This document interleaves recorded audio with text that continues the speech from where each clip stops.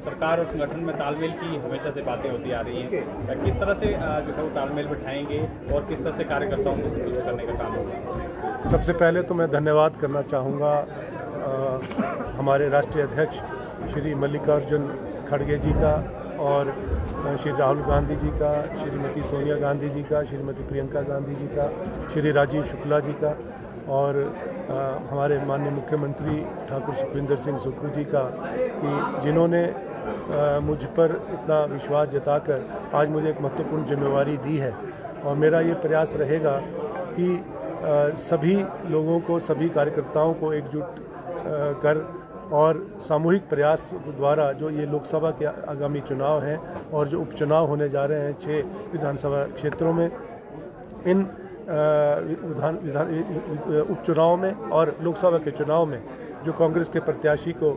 जीत हासिल करवाना सबसे पहली प्राथमिकता रहेगी। और क्योंकि मैं सरकार में भी हूँ तो सरकार और संगठन के बीच में बेहतर समन्वय बने और आपसी तालमेल बेहतर तरीके से बने और कार्यकर्ताओं के जो कार्य हैं वो लंबित ना हो और उनके समाधान के लिए प्रयासरत रहने का मेरा प्रयास रहेगा और इसमें एक महत्वपूर्ण कड़ी के रूप में मैं कार्य करने का प्रयास करूँगा। एक पहले व्यवस्था बनाई थी कांग्रेस ने कि सरकार के जो मंत्री हैं वो कांग्रेस कार्यालय में बैठेंगे, कार्यकर्ताओं की समस्याएं सुनेंगे, लेकिन वो सिरे नहीं चढ़ पाई। एक आध बार मंत्री बैठे लेकिन फिर नहीं बैठ पाए। अब आपको क्योंकि दायित्व सरकार में भी आप हैं और संगठन में भी है, तो क्या इस तरह की पहल की जाएगी ताकि कार्यकर्ताओं को मान सम्मान मिले, कार्यालय में आकर उनकी समस्याएं दूर हो सके, मंत्री बैठे, इस तरह की कोई व्यवस्थाएं करेंगे, इस पर विचार करेंगे? बिल्कुल। आपने देखा कि पिछले 15 महीने का जो कार्यकाल प्रदेश सरकार का रहा वो एक बहुत उतार चढ़ाव वाला कार्यकाल था, जिसमें पहले तो जैसे सरकार बनी तो एक बहुत आर्थिक तंगी से गुजरना पड़ा और लगभग 90,000 करोड़ रुपए का जो विरासत में कर्ज मिला था और उसके बाद एकदम से आई ऐतिहासिक आपदा से जूझना पड़ा, उससे 12,000 करोड़ रुपए के लगभग का नुकसान हुआ। और उसके बाद आपने देखा कि पिछले दिनों जो विधानसभा का सत्र था, बजट सेशन था, उसमें किस तरह से लोकतंत्र पे प्रहार हुआ और भारतीय जनता पार्टी के नेताओं ने सरकार गिराने की जो असफल प्रयास किया, इन सब घटनाओं से जो है प्रदेश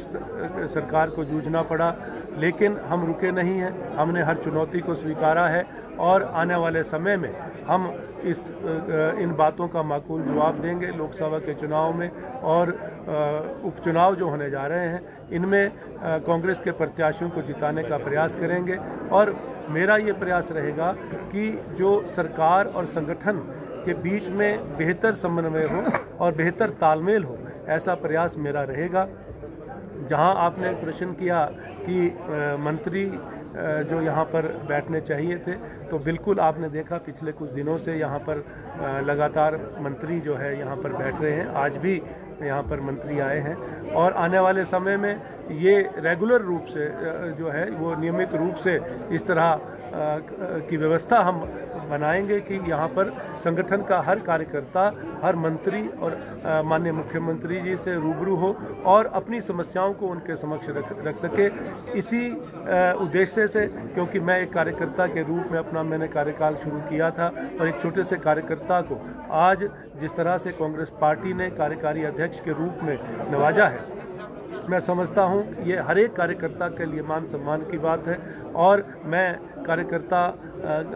का जो है दुख समझता हूं। कार्यकर्ता सिर्फ मान सम्मान चाहता है और मेरा भरसक प्रयत्न रहेगा कि हर एक कार्यकर्ता को मान सम्मान मिले और जो वो अपने क्षेत्र की समस्याएं लेकर आते हैं, क्योंकि लोगों को जोड़ने का एक माध्यम होता है कि उनके दुख सुख में शामिल होना, उनके जो समस्याओं के लिए समाधान के लिए प्रयासरत रहना, उसमें एक मैं महत्वपूर्ण कड़ी बनने का मैं प्रयास करूंगा। यही मेरा संकल्प है और यही मेरी प्राथमिकता है। कोई बैठक भी है आज जाएगी? नाराजगी जो कार्यकर्ता काफी समय से चल रही थी, काफी निराश थे, काफी वाली बातें हुई, तो क्या उसको नाराजगी दूर होगी या क्या, किस तरह से होगा? क्योंकि कार्यकर्ता, आपने कहा कि आप खुद एक कार्यकर्ता है।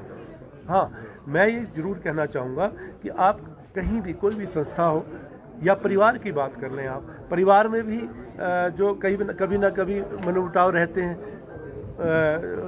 कभी विचारों का मतभेद हो जाता है, लेकिन इसका मतलब ये नहीं है कि परिवार टूटता है।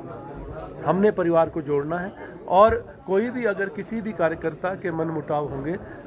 अपने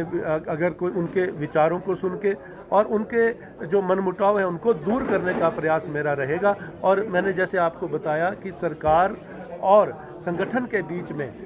एक महत्वपूर्ण कड़ी के रूप में मैं कार्य करूंगा, ये मैं जरूर कहना चाहूँगा। और यही जिम्मेवारी जो है, इसीलिए यही उम्मीदें भी जो है हमारी जो शीर्ष नेतृत्व है उनका भी है और उनकी अपेक्षा भी है। मैं उसी के अनुरूप जो है कार्य करने का प्रयास करूँगा। कोई चुनावी बैठक भी आज आपकी है, कर रहे हैं आप? आज शिमला संसदीय क्षेत्र को लेकर जो आगामी चुनाव है उसमें प्रत्याशियों को की सूची पर चर्चा है और किस तरह से हमने जो चुनाव में जाना है, किस तरह से किन मुद्दों को हमने जनता के बीच में लेकर जाना है, इन सब बातों को लेकर आज हमारी एक बैठक, महत्वपूर्ण बैठक जो है उसका आयोजन किया गया है, जिसमें कि हम लोग ये फैसला लेंगे और आने वाले समय में ये जो एक चुनौती हमारे सामने आई है चुनाव को लेकर, हम इसमें अब मजबूत होकर जो है एकजुट होकर हम इसका सामना करें। बीजेपी प्रचार में जुड़ गई है आपके क्षेत्र में। अभी सांसद जो कि शिमला संसदीय क्षेत्र से वो आए थे, उन्होंने ये कहा है कि अर्की को विकास में पीछे धकेला गया है, डी-नोटिफाई किए गए हैं संस्थान अर्की में, और सब आप वहाँ से CPS किस तरह से अर्की को उनका ये अधिकार ही नहीं बनता, क्योंकि जो सांसद 5 वर्ष में पहली बार आज चुनाव की 8 जब आई है तो उसमें वो अर्की विधानसभा क्षेत्र में या अन्य विधानसभा क्षेत्र में पहुंचते हैं और वो ये कहते हैं कि विकास की दृष्टिकोण से हम पिछड़ रहे हैं। तो सबसे ये पिछड़ेपन का कारण सबसे महत्वपूर्ण जो अगर भूमिका निभाई है तो ये जो सांसद हैं वर्तमान में इन्होंने निभाई है। 5 करोड़ रुपए जो सांसद निधि जो इनको मिलती है एक साल में अर्की विधानसभा क्षेत्र को, ये आप बताएं, श्वेत पत्र जारी करें कि कितनी राशि जो है आपने अर्की विधानसभा क्षेत्र को दी है और कहां कहां पर राशि दी है। ये एक ऐसे सांसद बने, जनता ने एक विश्वास जताया था पिछले 5 वर्ष पहले यहाँ इनको जनादेश मिला था, लेकिन ये अपनी जो सांसद निधि है वो भी पूरी खर्च नहीं कर पाए, ऐसे सांसद हैं। और आज 5 वर्ष बाद जब चुनाव पुनः आने की तैयारी में है और आज इनको जो है अपने विधानसभा क्षेत्र की याद आई है, मैं समझता हूँ कि ये अधिकार खो चुके हैं और ये 5 वर्ष का जो इन्होंने सत्ता सुख भोगा है, आने वाले समय में जनता इनसे जवाब मांगेगी, ये इस बात के लिए तैयार रहे।